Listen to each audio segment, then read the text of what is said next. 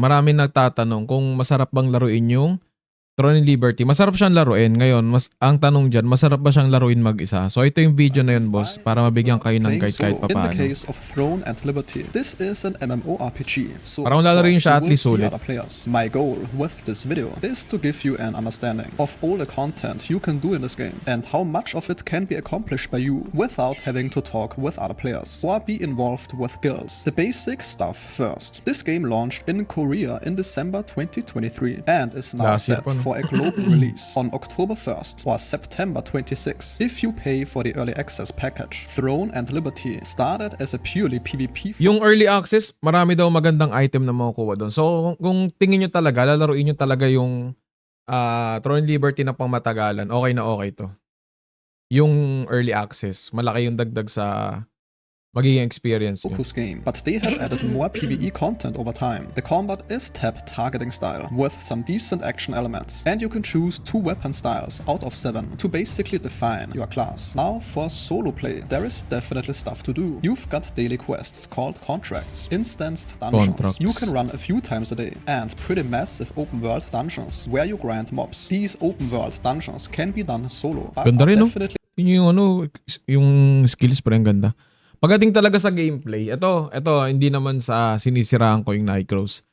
Pagdating sa gameplay, boss, mas maganda yung Throne Liberty. Pero mga boss, pagdating sa pagkuha ng bagong player, I mean, para dumami yung player ng Throne and Liberty, wala dun yung mga factors na hinahanap, especially kung Pilipino ka. Number 1, walang auto. Number 2, wala yung word na play to earn. So napakahirap nun. Lalo niya, guys, diba, ano naman tayo, familiar naman tayo doon sa mga tinatawag nating cash out boys. Malabo mo paglaro nitong yung mga yun, boss. Group of players, preferably 6 or more, but you don't need to be in a guild for that. It is, however, definitely worth mentioning that these open world dungeons become a conflict zone at night. That means at night PvP will be enabled in these zones. Then there is a dungeon that is basically a 20-floor tower where you can fight bosses alone and get loot. There's also a challenge dungeon system that's kind of like Mythic Plus in World of Warcraft, which you can do as much. Dude, Chess, alam mo na ba yung first siege castle namin sa Korea, 600k? Worth pesos every 2 weeks pinaglalabanan namin, malakas RMT dito dahil sa tax system nila. Oh, may mga ganun ba, boss? Hindi ko Pero boss, isa pa pala sa sa mga hinahanap din ng mga Pilipino. Hindi kasi lahat ng Pilipino, boss, is talagang nakatutok lagi sa computer para maglaro ng games. Madami dyan na sa trabaho. So yung nightcrows kasi, marami na tayong nakikilala na nalalaro nila yung nightcrows habang nagtatrabaho sila. Paano? Dahil sa auto mode. Ngayon, dahil ito, focus lang siya sa PC. So maganda talaga yung gameplay niya. So expected na sobrang ganda yung gameplay niya. Pero yun nga, konti yung makakapag-adapt. Maraming may computer din. Sabihin natin may computer sila. Pero baka hindi enough yung computer nila para laruin to. As you want. Lower difficulties won't typically require totoo yan, hardcore MMO fans talaga, as boss. long as you and your group know the mechanics. But the higher difficulty ones could potentially be problematic if there is no communication between you and your party. But the really difficult top tier dungeons likely won't be there at launch anyways. So a decent chunk of the game's activities can be done solo or with matchmaking, but some of the more significant activities are guild focused. It is definitely noticeable that this was first and foremost a game that specializes in large-scale PvP battles between guilds. In specific, that means if you... Yung ganito pa lang, boss, ako kasi nagmo-multi-stream ako, so gusto ko talagang palakihin kung ano yung nilalaro ko. Ngayon, pag minulti-stream ko to, tapos ganun kaganda yung mga skill, sabihin natin ganun kaganda yung skill, tingin ko hindi kakayanin ng PC ko. Sa akin lang, boss, as a content creator. Pero kayo, boss, hindi naman kayo content creator.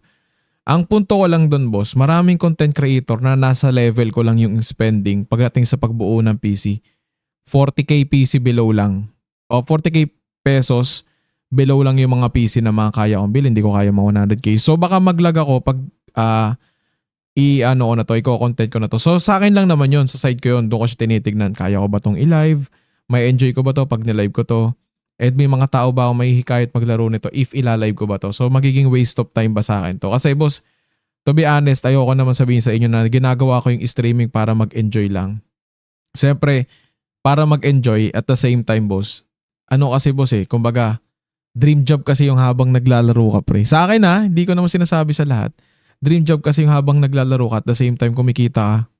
Masusustain mo yung pangangailangan ng pamilya It mo. Pre. specializes in large-scale Need PvP mataas battles specs dyan. between guilds. In specific, that means if you don't join a guild, you will lose out on guild bosses. That of course drop Oo. valuable loot. You will miss out on rewards from daily guild objectives, not doing the PvP version of arch bosses, which drop the best weapons in the game. Though let it be said, Tingnan mo, puso. that these are incredibly hard. Pag nagsama-sama tayo dito, boss, ngayon pa lang, boss, kung naririnig yung PC ko, lalo pag nagkaroon ng gera maraming kasabay, umuugong talaga. Pag ganito, medyo mahihirapan ako. Pero maraming may kaya nito, boss. Sabihin na natin sila Dylan Pros maglaro nito. Kayang-kaya ng PC ni Dylan Pros to.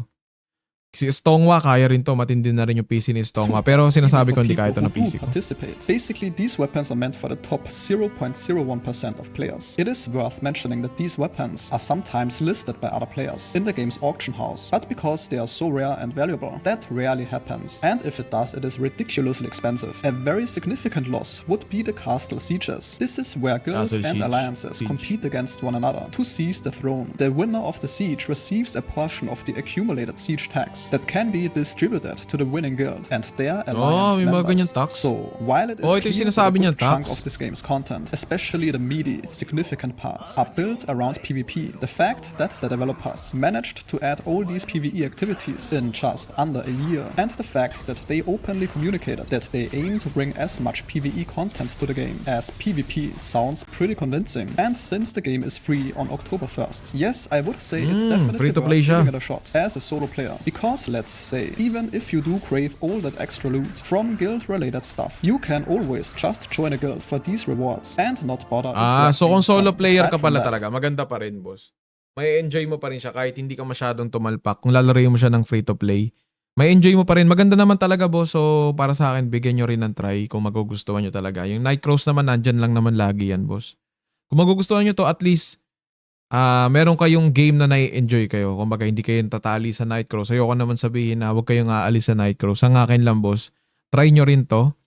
And if di nyo nagustuhan, balik kayo sa nightcrows, bossing. Ganun lang naman eh. and who knows, maybe you actually will start enjoying the social aspects of the game as well. And that sentence concludes today's video. If your time was respected, a like or comment is very much appreciated. Try nyo rin, basta kaya ng PC nyo, matatansyan nyo naman yan kung anong klaseng PC meron kayo and kung worth it naman. Or kung tingin nyo, hindi kayo sigurado kung kaya ng PC nyo mga boss, pwede nyo pa rin namang i-download para i-try. And kung magustuhan nyo, laruin nyo lang tuloy-tuloy, hanap na lang kayo ng mga tutorial, ganyan, mga tips, guides sa online or sa YouTube. Maganda naman boss, maganda especially yung gameplay and graphic.